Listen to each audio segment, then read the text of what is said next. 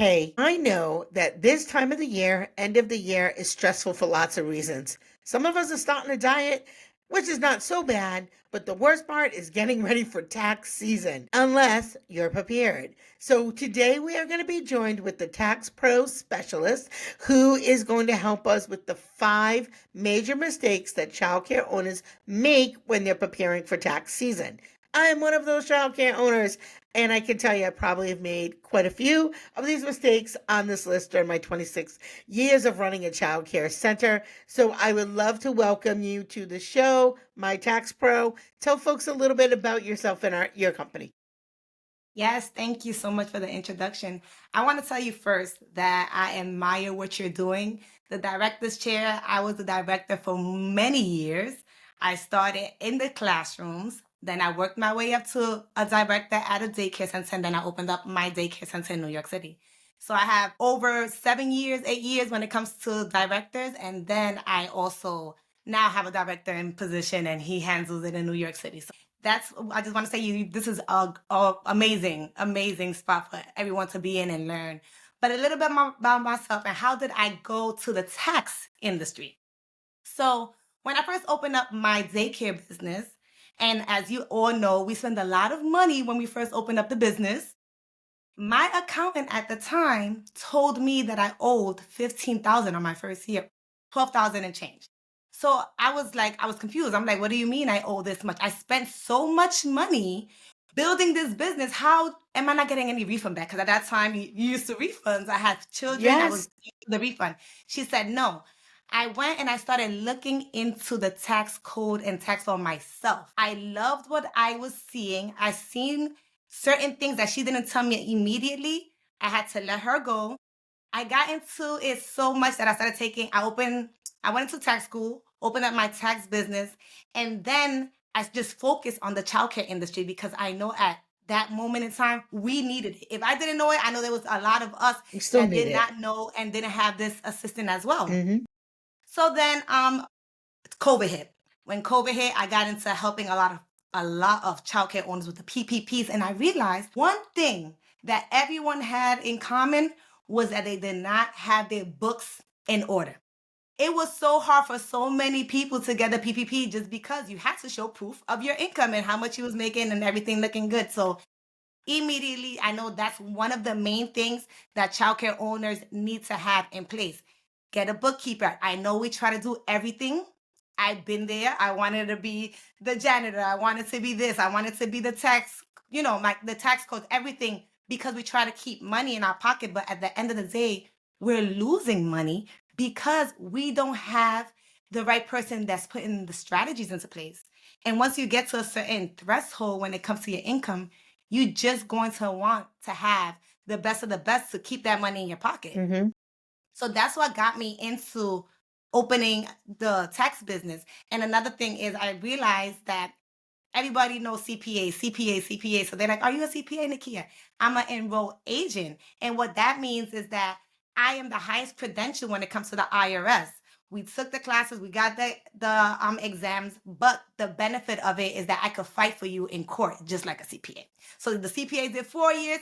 I did basically like 2 whole years locking into this, being the highest credential, and now I could fight for you as well. So that's the major difference of us.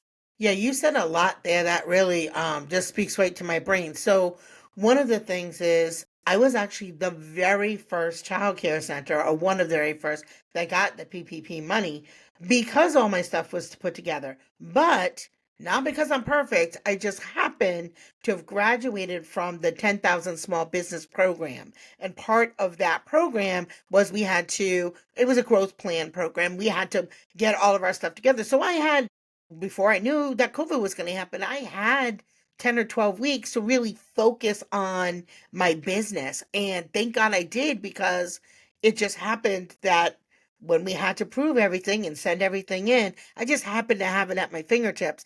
But had I not done that program, I would have been like everyone else scrambling. And I got it not once, but twice. I got both rounds, both Right. times really quick. They were But very helpful. I love one of the things you said too, like the CPA not always knowing the things or getting you what you need. So everybody got there was that other credit, the retention credit. We didn't get it. We were told we weren't eligible to get it. And I'm like, well, how come? Because we kept everybody on. We didn't lay anybody off, and everything that we were supposed to use the PPP money for, we used it for. So, yes, I think somebody who specializes in our industry is a lifesaver. So, thank you. We need you as well. So, number one, you said was keeping your books together, making sure you Yes. have everything. What's number Making two? sure you have everything. Yeah. Number two is actually getting your right tax professional. Like we spoke about, CPAs don't all special in tax strategies. Please know that. They special in putting your books. So you send them your taxes at the end of the year, your paperwork, and they are putting it into the system. And that is it. Now, if you have a tax strategist that is sitting there and implementing, right now, all my clients already know how much they're going to owe. We already put tax strategies into place before December 31st because you cannot put strategies after the year's over for the year that you're filing for. So those are things that you would have to sit down and speak to them throughout the year, at least quarterly. Sit down with your CPA, sit down with your EA, and ask them, hey, how's my books looking? What's my numbers? Do we need to put any strategies into place? What could we do? And I'll sit down and I literally deep dive with my clients when it comes to that. So that is very, very important because a lot of people think just because you hire a CPA, that means that the person is going to put the strategies into place. And if they don't do tax strategies, they're not going to lower your tax. Yeah, it's just like a bookkeeper, basically. Just making sure that everything Exactly. is filed correctly, which Very is important. important, guys, which is Very important. important, you know. So, and I think what sometimes happens too is that maybe there's not a lot of classes for childcare owners to take to even know how to put things in, where to put things in, what not to put in your run through your school, what to run through your school. So I think that that too is something that could be quite lacking in our industry. I mean, I've been in the field a long time. I've yet to see somebody come out and say, okay, childcare owners, like, we need this. Do you guys do work That's breakouts? actually great. I have a community. It's called Daycare Financial Institute. And we actually have classes that we go, but usually they are our clients and we do educate them and so forth when it comes to that. But that's something that I should be giving to the community as a whole. So that's actually something to look at because it is true. A lot of us are not educated. They don't teach us this in school. Yeah. They're not teaching us anything about taxes in school. So that is something Yeah. to definitely think about moving Yeah, forward. and even if you're good with finances and good with budgets and money, it still doesn't mean that you're going to know all these different strategies and again what you can put in, what you can't. I can remember my sister saying, "Hey, we bought a couple daycare vans.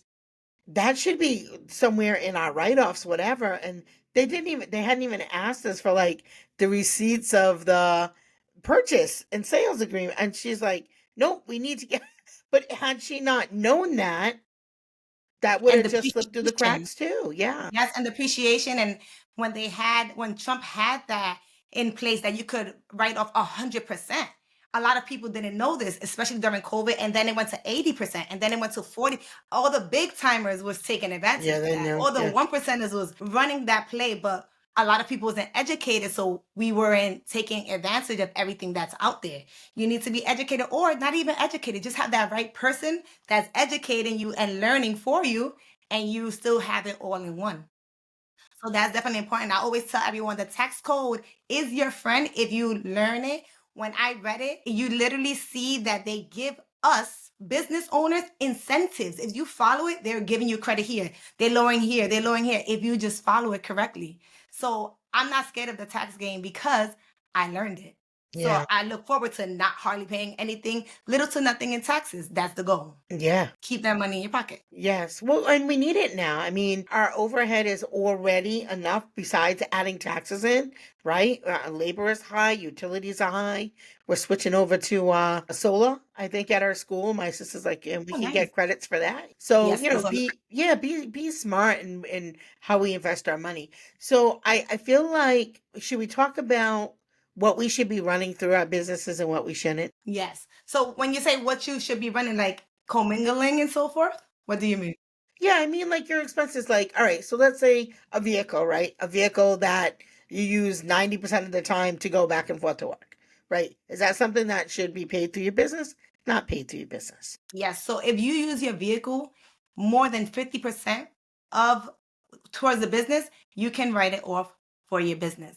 They would just have whoever's your CPA, EA, they would do the 50% for your business. I definitely recommend that if you are taking, let's say, a loan out now, definitely try to put it under your business name. Definitely try to build business credit. We get so much more money when it comes to business funding, business credit, and you're not touching your personal credit. So for instance, if I take out a business loan and the business loan is, let's say, 10,000, but it's not touching my personal credit. I still got all my utilization, Mm, even though I got $100,000, $200,000 in business credit. So that's something that a lot of us are not awake when it comes to the business credit. Business credit is amazing.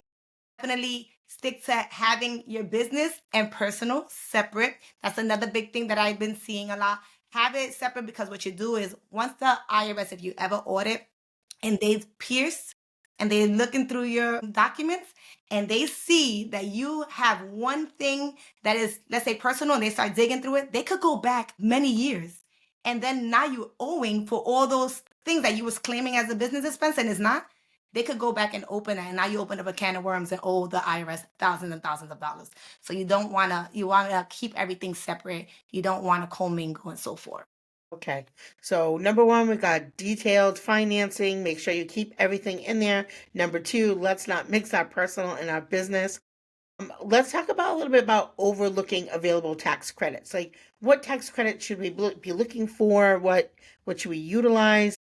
So they have the workers opportunity credit. That is something that is not utilized as much. I use it quite often. So basically, if you hire in a certain criteria, so for example, if you hire, let's say, veterans, let's say low income, if they are on TANF, in New York City we call it HRA, but low income housing. If you hire somebody for that, let's say the assistant, let's say the teachers. If you hire, I use it for summer youth, which is when you hire teenagers in the summertime, they pay for it, and you get credit up to from 16,600 per person that you can get. So that's something that's not being utilized a lot. Also, ex-felons is part of that. And then what another credit is the employer provider childcare credit. So that one, if you have a daycare center and you have, let's say, 30% of the employees' children in your site, then they could pay up to 25% of your expenses. Also, another way, yeah, you can do this is if you open up a center, and let's say you just open up a center to keep daycare children or staff in your daycare. Now they have to pay you the 25% as well for all the expenses, which is usually the cap is like 150,000. So these are just credits that are sitting there that nobody uses, and we're not using it as much as we should, because every year we could be using these. Are you somebody who's still taking customers, taking clients? Yes. I feel like people gonna reach out to you after this episode. Yes. I mean, right now it's yeah, it's January. I mean, right now where you're putting your stuff together, you're doing what you need to do. Like you said, I mean, maybe there's not much you can do for the past year, but it's the beginning of the year. Set yourself up Yeah. for the upcoming year, right? So, that's Yeah. our goal, right? Is to make sure that we are thriving. Yes, and we work so hard to just give our money away, because I feel like when you're not putting strategies into place, you're just giving it away because you don't know better, or you don't have that person that's actually helping you because they're just doing their job, which is just filing your taxes, which is just grabbing the paper and filing it. So, go ahead. No, go ahead. You're I the was going to say expert. You another one go. is structuring. The next one is structuring your business correctly. That is super important. And right now, I see so many daycare owners structured wrong.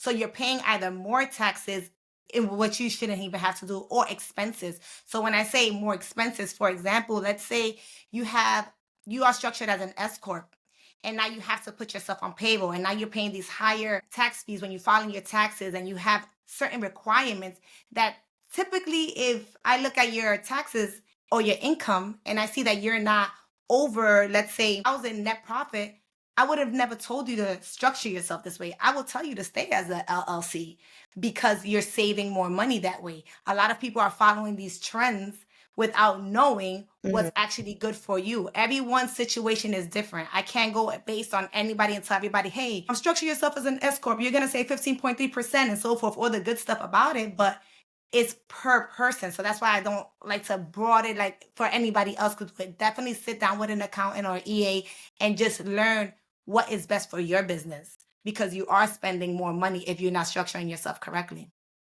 Oh, that is great advice. Yeah. I need to have you come look at my stuff. But we've had that conversation before. And so this is another one I would say, like forgetting to pay estimated taxes. That's a big one. Yeah. That's a big one, because if you're not paying the estimated taxes, and if you're gonna owe more than $1,000, you have to be paying estimated taxes.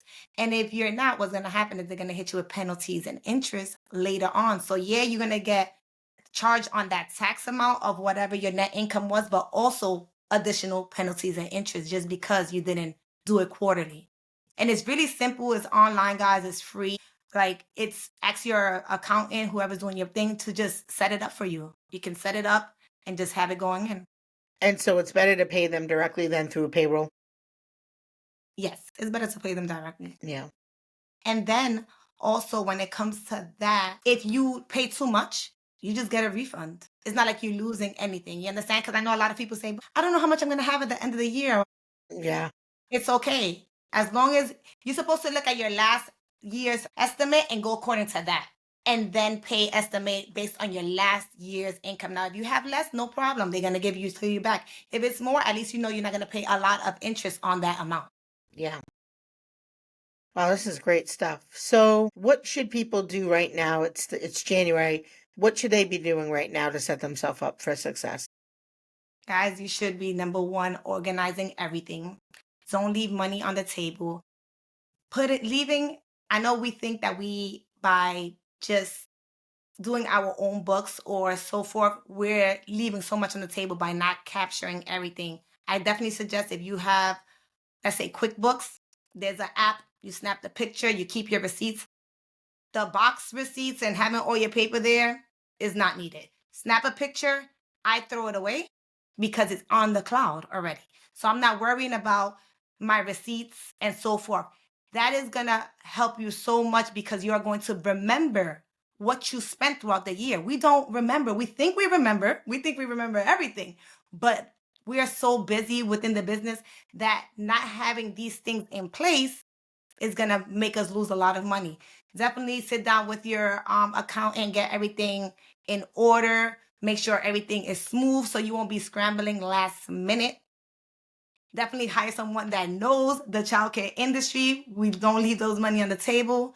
So there's just a lot of things that we just have to just become more organized with ourselves, because like I said, we try to do everything, but we need assistance. As a team, we grow better, so, and bigger. So I definitely, that's my main thing. Just get organized, get structured, reach out to the right people, let them put those strategies in place, keep that money in your pocket because you deserve it.